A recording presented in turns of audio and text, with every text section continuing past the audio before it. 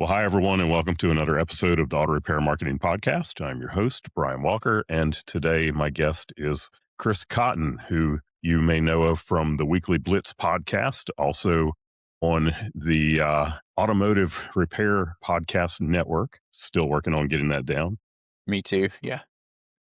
Well, Chris, let me take a second to thank our sponsors, and then we will get into this episode. ShopBoss is software built by shop owners for shop owners. ShopBoss offers real solutions backed by real experience. Simply put, it's shop management software that works your way. When customers are in the lobby and cars are on the lift, you don't have time for a learning curve. That's where ShopBoss comes in, with profit-boosting features that work the way you need them to right out of the box.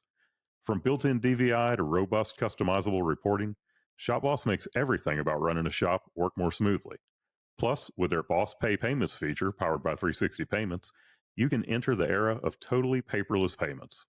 From text to pay, remote payments, and consumer financing options, to compliance, surcharging, and now even offering PayPal and Venmo options.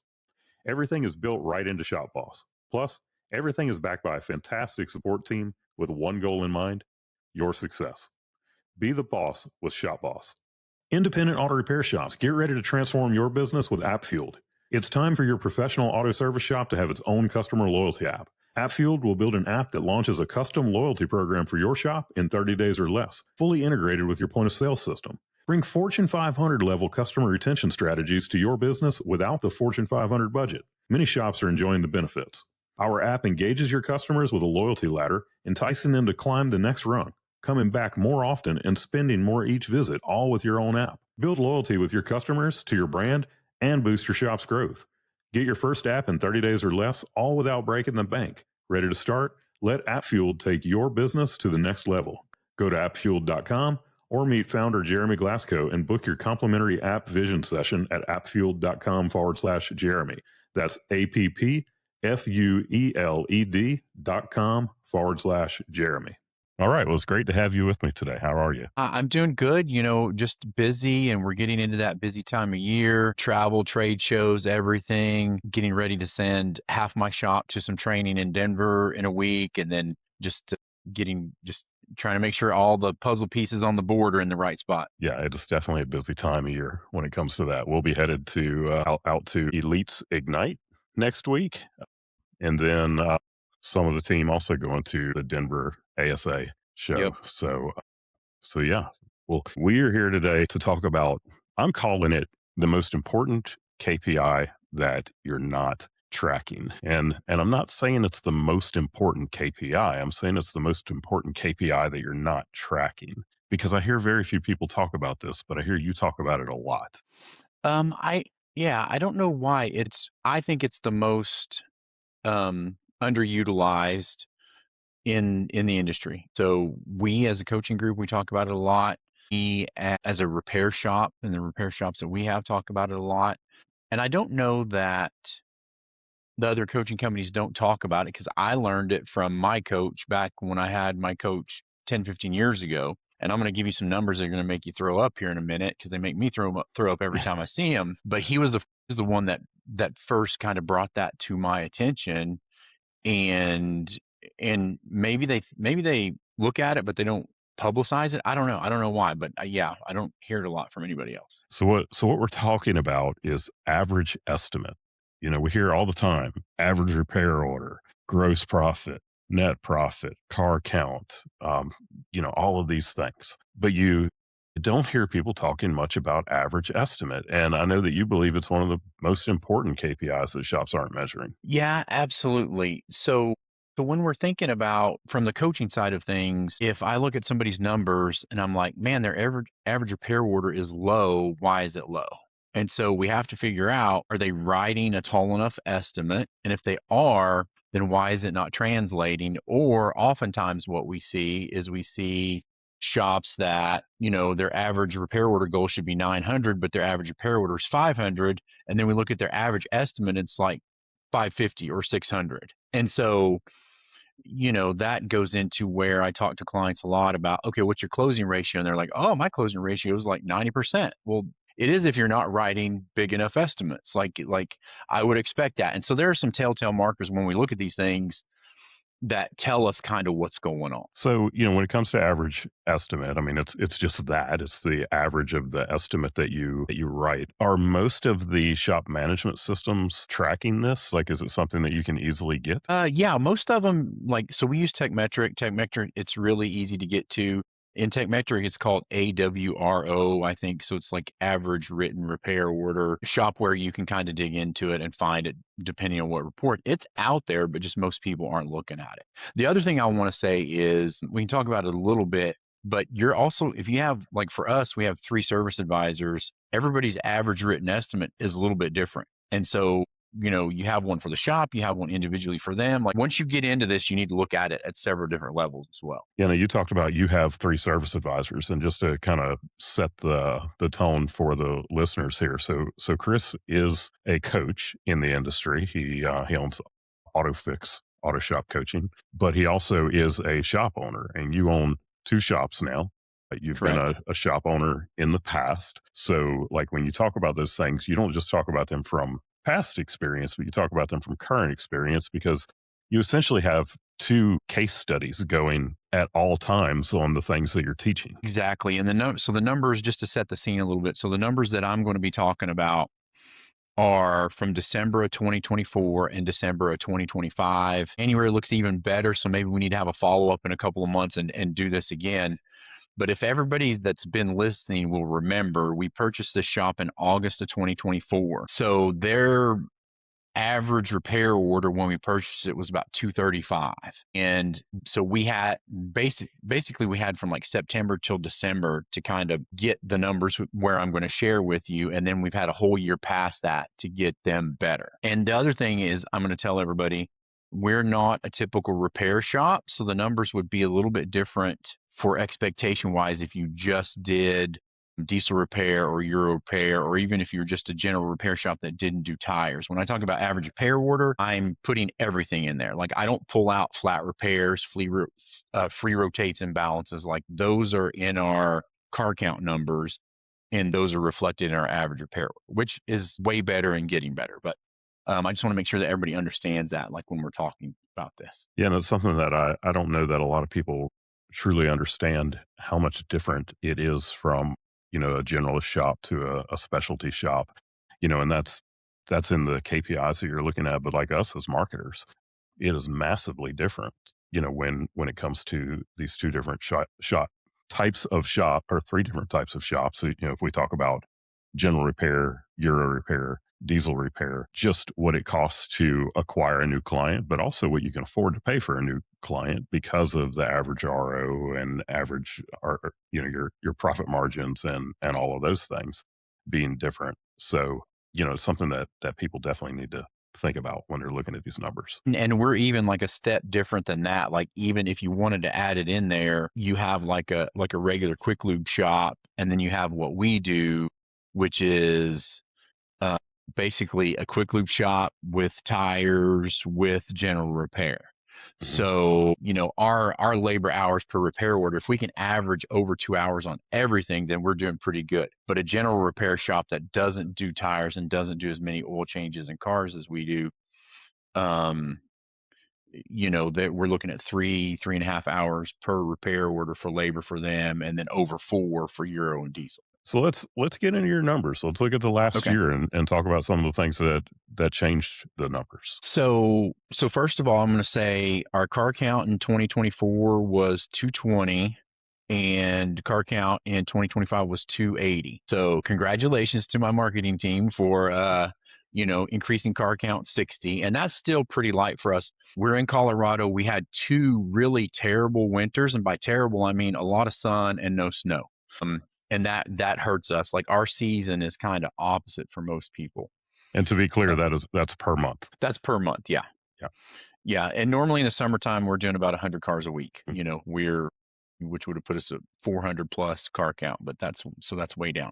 And paint the So picture for them, number of bays, number of techs. so we have 4 bays, 6 full-time technicians, but we're open 7 days a week. And so we only have 4 techs there at any one time, and then our technicians work 4 days on, 3 days off. So we rotate through for the full staff. I see you went and said that they work 4 days on and 3 days off when I could have Mhm. painted the picture of you being the evil shop owner Yeah, I know. at 7 days a week. Yeah, no, we found that recruiting and everything, and really, if you haven't heard me talk about this before, we had some great employees come to us and be like, "Hey, we want to work for you." And at the time, I didn't think that I had any room, which I didn't during the week. And I'm like, okay, problem solving and trying to come full circle with this. I'm like, how do I make this work and take these other great employees out of the job market to keep them from going somewhere else and being able to keep them? And again, where we're at in Colorado, we're heavy tourists all the summer, all the winter when things are going good. And some of our busiest days are like Saturday, Sunday. And so again, 4 days on, 3 days off, and the guys that are working the weekend requested to work the weekend. I'm making a note right now that you and I need to do an episode on 7 day a week shop. So, okay. All right. So let's get back into your numbers. So one of the things, if we look at, and I don't have any numbers out of their system previous to like 2024. For the amount of hours that we presented 362 hours in all of December of 2024, and we presented almost 1,500 hours on estimates in 2025. Wow. That's just from having a great DVI, following the process, and presenting work. So you 4x'd the Yes, your estimates. correct. And again, we're not making anything up. We're just looking at the car. We're, the technicians are looking at it. We're taking pictures, we're taking video, we're presenting what we see, and we're going through and looking at, great thing with Carfax, whether you believe it or not, you can look up and see what they've done in the past, what needs to be due, and present all of the preventative maintenance and everything else. And the other great reason to write all this up is there's some great companies out there that are tied into our CRM. So when people go online to reschedule an appointment, it pulls up all of our deferred work. Our biggest seller of our deferred work is that tool, because we have people that get back in there to schedule an oil service and like, oh, I had these 8 other items last time and I forgot about those. And they just click on approve them all and add them to that estimate. And so now we've got people, instead of coming back just for oil service, they're coming back for that and then 6 other items that they deferred last time. Now, I assume you're talking about auto ops. Yes, I am talking about auto ops. Yeah. Um, so when people ask, like, why are you doing it this way? Why should I do it that way? That's a huge thing right there. Like just having it, once you put it in your system, assuming you're using a really good cloud-based shop management system, it makes your life easier on the back end. So again, we're not making things up. We're just informing the customers. And I know there's some other people, some other coaching companies out there that are like, okay, we'll just give them this and then try to sell that. And then once they buy that, go back with the next pile and the next pile. I don't believe in that. And we give them all the information up front because we want them to be as informed about their vehicle as they can be so they can make excellent choices. Yeah. And so I just want to say that as well. Yeah, there's so much wrong with that, in my opinion, because you tell somebody partially what's wrong with their car, and they may have decided to buy a new car, but then they only get part of it. Yeah, it's just. But anyway, so okay, average estimate. What is a what is a good average estimate? And I know that that's going to vary from type of shop to type of shop, also. But what should Yeah. someone be looking for? They're not looking for it now. What should their goal be? Well, kind of like my rule of thumb has always been about $100 for every 10,000 miles that's on the vehicle. So if you have a vehicle that has 150,000 miles on it, your average estimate should probably be about $1,500. Now, again, that's going to change for Euro, diesel, everything else. But if we're just generalizing, that should be in there. Now, there are other factors that if you have a customer that does everything you do and last time they did everything, then you're not going to have a lot. But we're also, recommending shocks and struts on mileage. We recommend, alignments. And so our average written estimate in December 2024 was $573. And now it's or in December 2025, it was almost $1,800. Wow. Yeah. So Or go ahead. I was just going to ask what what has that done to the Well, so again, like when we started, the average repair order was 235. And after September, October, November, December, after only having it like 4 months, our average repair order for December of 2024 was 411. And then our average repair order for December 2025 was 520. So, we're up over, $109 in a year. Now, the thing that I will tell you that we're huge on working on now is because what I said earlier, if you're writing small tickets, then your closing ratio is really, really high. And then you write bigger ones, it drops down. So our closing ratio was 72% in 2024, and in December this year is 29%. So it's still low for us, and we're still working on that. But I gotta Mhm. fix the estimate part of it first, and then I can go back and do the sales. That's why all of my service advisors just did some training with WorldPack, and then I'm getting ready to send them to Denver for more service advisor training. So now we've got our process or procedure in place. Now we're working on selling a little bit, doing a better job of that. And for us, like normally, again, in a regular Euro shop or diesel shop, I would want like 60% or better close rate. But for what we do in this shop specifically, if I could get it up to 50, then that would be amazing. Yeah. So there's shop owners out there that, they write up everything that they see on the car, which is Hmm. what's recommended. But then you have the ones that, they've bought into, this fear of the client feeling like, well, every time I bring my car in, you find something else wrong with it. So, they hesitate to write all of this stuff. And then you have the ones where, they're understaffed from a service advisor standpoint. You just said you have 3 service advisors and 6 technicians. So, what would you say to the people who are either intentionally not writing the estimates, or to the ones who they don't have the capacity to write the estimates? Well, if you don't have the capacity, I've never added a service advisor to a busy shop where the average repair order didn't go up. This is a Euro shop, diesel shop everywhere. Like, if you're like busy and the service advisors are maxed out and you add another service advisor, it allows you to spend more time with your customer and usually build relationships, and your tickets go up, your average repair order goes up. I've never added a service advisor into one of those situations where the average repair order's gone down. Um, and then two, usually car count goes up because you're able to handle more capacity. So your average repair order for everybody goes up and your capacity goes up. If you're somebody that's not taking time to write those estimates, I say you don't care about your customer.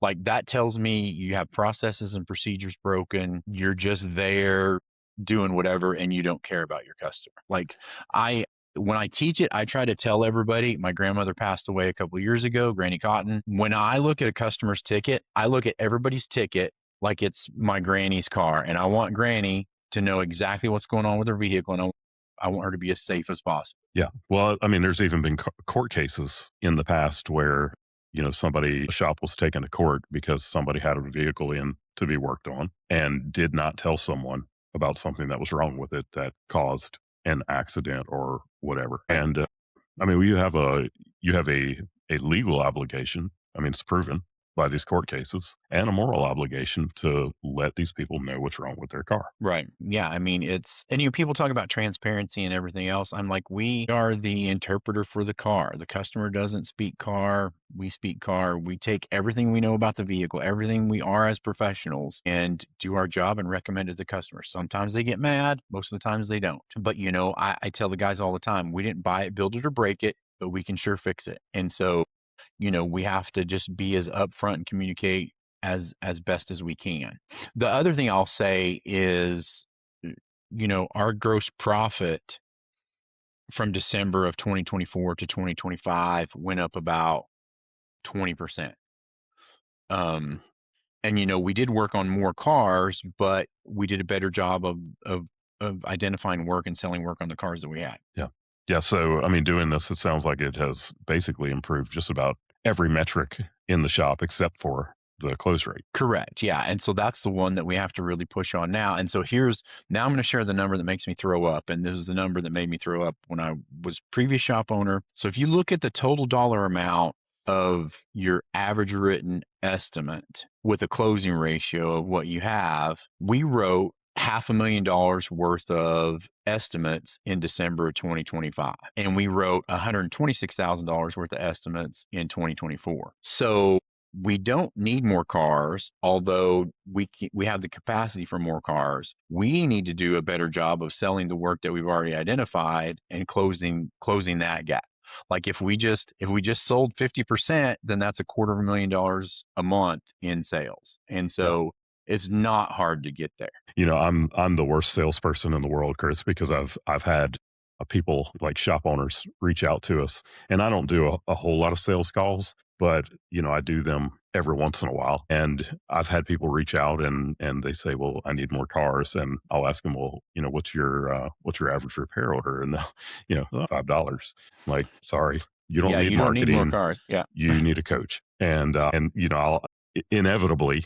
Um, they'll end up like getting coaching and bring that average RO, and I'm sure the average estimate is never really I looking mean, at that. that's what it goes to. Like you can't have a good average repair order without a good estimate. Yeah, It's not possible. yeah. So, well, all right. So we got average estimate. Are there any other KPIs that you would say people should be looking at that they're not? I think another good one, and I didn't really like I think about it and know it, but it's so much easier to coach owning my own shop than it is not, because there are some tricky things that come along that you're like, oh, seeing somebody else do it is completely different. And so, I just talked about gross profit and the percent, but I think gross profit dollars is a huge one. Like I told you what our gross profit percentage was increase, but our gross profit dollar increase was almost $30,000 extra gross profit 1 year versus the other. And if you look at the percentage is this big, but that's a big bucket of dollars. And so I think it's a lot of time we focus on percentages a little too much and should look at exactly what the dollars are. One of the things we look at is labor hours per ticket, but we also look at gross profit dollars per hour as well. And so those are a big one. So, I try to keep it as simple as possible. So average written repair order, gross profit, net profit, but again, closing ratio. And if you're trying to get to a $500 average repair order, and I want to make sure I do the math on this correctly because I didn't write it out. I should have. If you're trying to get to a $500 average repair order, but your average written estimate is $1,000, but your closing ratio is 25%, like you can go mathematically and go through there and be Yeah. like, oh, like I either need to raise my closing ratio up X percentage, or I need to raise my average written repair order up X percentage. Hmm. So, and those are things like, this is not rocket science, people. You just don't know what you don't know until you know it. So, you have to be introduced to it. You have to keep an eye on it.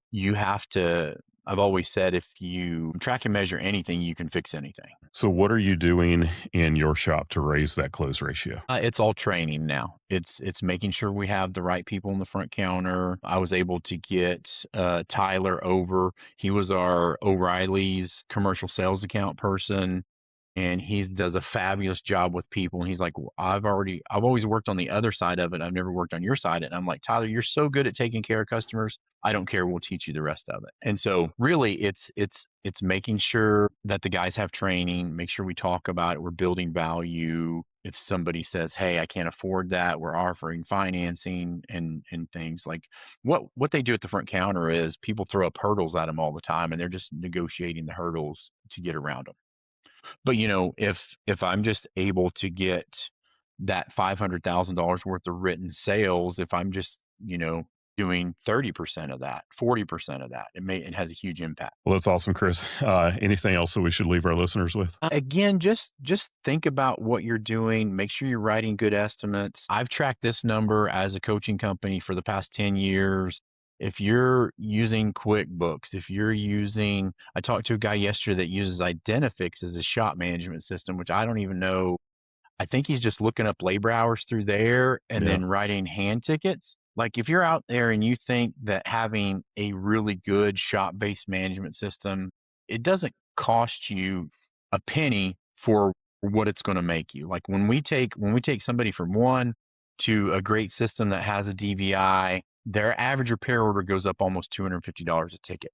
And just making that change, not even having a good process and procedure, but just using a great DVI, like it's worth the time. Yeah, I think people very often underestimate the value of good software Right. because the price tag looks expensive. We're in the process right now of changing our project management system here in the agency. Yeah. And, the one that we're moving to, well, we have 47 users now, and they charge per user, Right. and they make you pay for this thing annually. Right. So, like, it's a huge amount, but the amount of efficiency that we gain off of it with the automations and everything that are built in, I cannot imagine handwriting and just the mistakes that are made. You probably lose more money in bad math than you will spend on a system that's gonna, make your life so much easier. Yeah, I would imagine. And then the other thing, like if you ever want to sell that business, if you're most of the time people that are writing hand tickets, they go to sell it and they're like wink wink nudge nudge, like I